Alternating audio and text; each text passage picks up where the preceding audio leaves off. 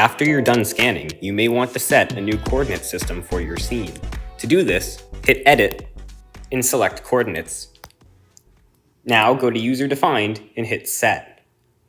You can either pick an origin, set a known coordinate point, or set a known latitude and longitude point. I'm going to pick an origin, and then long tap where I want my origin to be. Now I'm going to set the primary axis by hitting Primary and long tapping on the floor.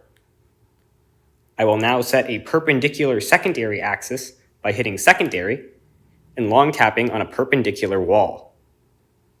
Now you can hit Confirm in the top left, and your new coordinate system should be set up.